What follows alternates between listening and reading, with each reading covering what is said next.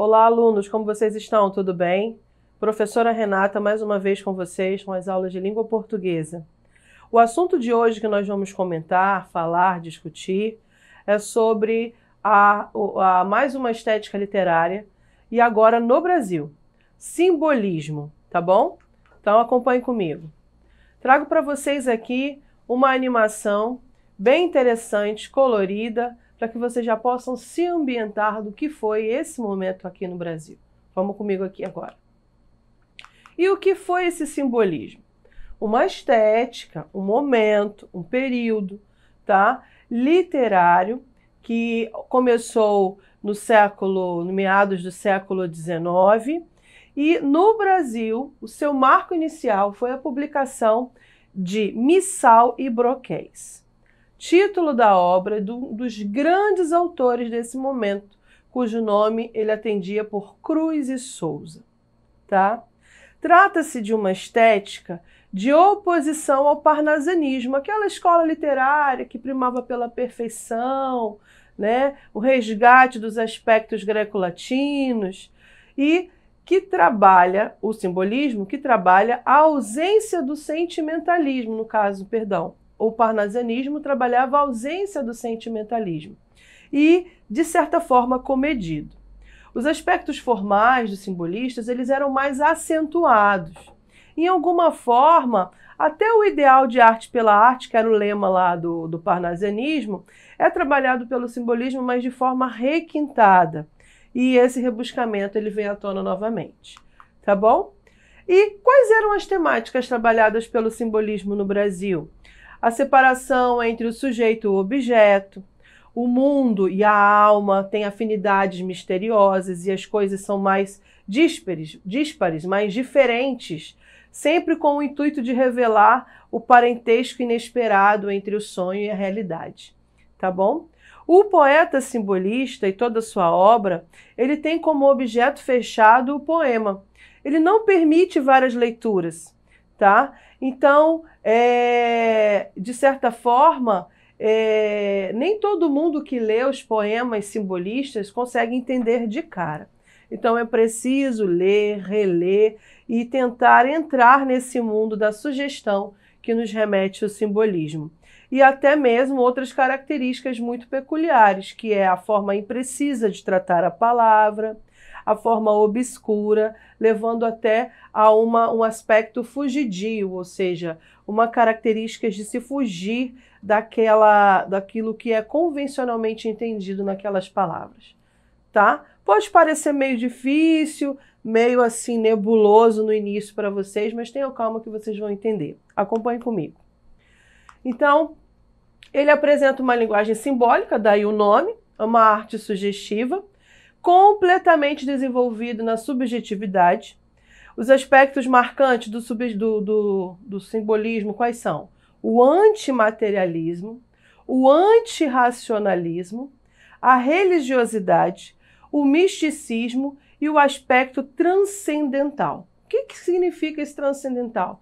Aquilo que nos remete ao elevado da alma, do pensamento, que nos tira do plano material. Isso é o que, a grosso modo, significa o aspecto transcendental. Tá bom? Outra coisa que agora vamos para a linguagem, não no ramo dos sentidos, mas da linguagem, da escrita, da construção do poema. O simbolismo, ele é apegado às metáforas, às assonâncias, o som das palavras no poema traz o aspecto musical. Isso é muito importante para o entendimento do sentimento do poeta, do eu lírico, que é aquela entidade que o poeta empresta às letras, às frases, aos versos, tá bom? Para que pudéssemos entender. E as sinestesias. Então, são aspectos da linguagem muito presentes nos poemas simbolistas. Como que o simbolismo se difundiu no Brasil? Muito embora lá na Europa teve muita aceitação, no Brasil foi um pouco diferente. Ele não teve tanto destaque. Ganhou apenas a simpatia da elite, da camada mais culta da sociedade, principalmente em decorrência da preocupação com essa estética bem diferenciada, tá? É claro que o aspecto das sombras, da sugestão, era muito presente, então isso não caía num gosto muito popular, por isso o simbolismo não foi tão bem aceito, tá bom? Entretanto, o que se desenvolveu teve bastante relevância para essa época aqui no Brasil, e eu trago para vocês aqui os ícones deles. Então, em 1893, chegou ao Brasil com a publicação de Missal e Broquéis, como a gente falou lá no início da nossa conversa, com Cruz e Souza, tá? E qual é o nome completo desse autor? É importante que você não esqueça. Ele foi um ícone muito marcante e muito respeitado pela sociedade que lia, que se interessava por essa escrita tão simbólica e tão sugestiva e abstrata, vamos dizer assim. Quem foi o seu precursor? João da Cruz e Souza, simplesmente conhecido como Cruz e Souza. Suas obras eram marcadas por extrema sensibilidade, espiritualidade, misticismo, religiosidade, e os temas que ele adorava escrever eram a morte, a solidão, o amor e o sofrimento, tá bom? Um dos escritores que era seu grande discípulo, vamos dizer assim, foi Augusto dos Anjos, que também foi um dos nossos grandes poetas, tá bom? Fica aqui um pouco da biografia dele para vocês. Outro grande ícone é de nome Alfonso de Guimarães. E não está escrito errado o nome dele, não. É Guimarães mesmo. Vocês sabem que esses escritores eles têm uma maneira bem estilística de até colocar os seus nomes para o panteão dos grandes escritores, né? Então, sua primeira obra foi escrita em 1899 com o título de Ismália, com redondilha maior e rima regular. Trabalhava uma estética muito pitoresca, diferente dos que se viu lá por Portugal. Então ele e Cruz e Souza caminharam de mãos dadas na defesa do simbolismo no Brasil, tá? Gilca Machado também foi uma grande poetisa, inclusive comparada a Flor Bela Espanca, que também teve uma grande notoriedade no mundo literário. Então, aqui um ícone uma ilustração do Cruz e Souza, e eu quero aqui dizer para vocês que é muito interessante essa comparação que a crítica fez dele.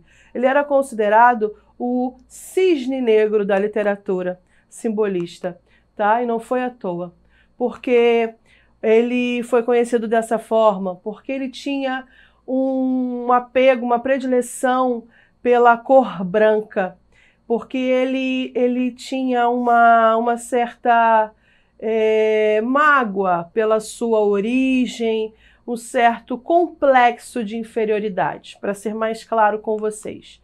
Então, todas as suas referências trabalhavam o translúcido, a transparência, tá? E, infelizmente, as suas palavras também eram apegadas ao funesto, à morte. Então, o seu legado foi enorme e até hoje lembrado com muito saudosismo toda a sua história simbolista, tá bom? Após o seu falecimento, um dado interessante sobre ele, infelizmente, ele teve um fim assim um pouco triste e que só conseguiu ser enterrado por solidariedade dos seus amigos da época, que conseguiram fazer uma certa, como a gente diz hoje, uma vaquinha para que isso acontecesse. Qual é o poema mais famoso dele? Violões que Choram. E eu vou ler só o refrão para vocês. Vozes veladas, veludosas vozes, volúpias dos violões, vozes veladas. Vagam nos velhos vórtices velosos dos ventos, vivas, vãs, vulcanizadas. Nossa, professora, parece um trava-língua. É bem assim mesmo.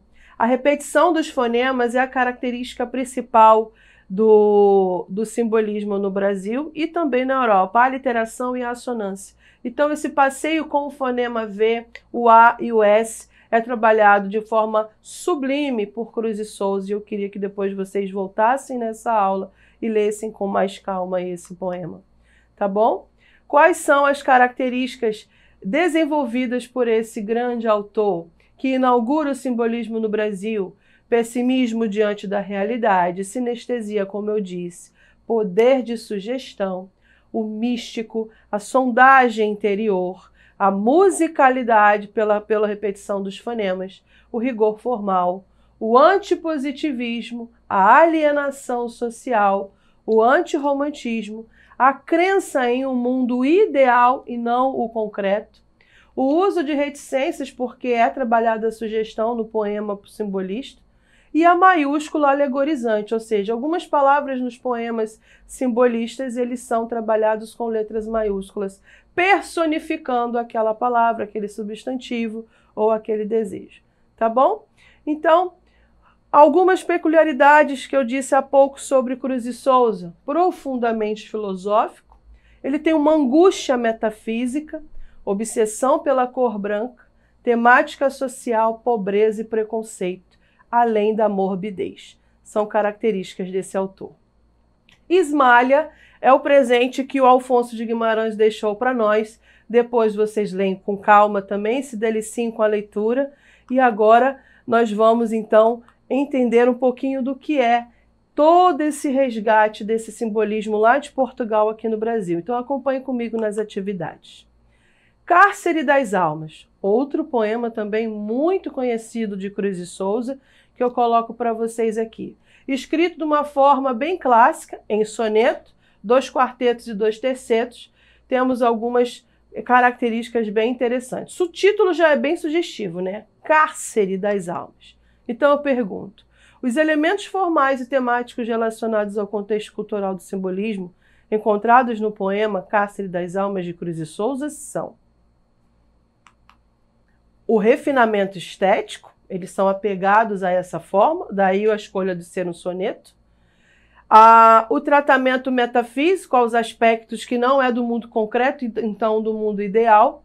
E a preocupação de ser apegado aos temas universais. Essa resposta é o que é certo você marcar para entender o que ele quis dizer com o Cárcere das Almas, tá bom?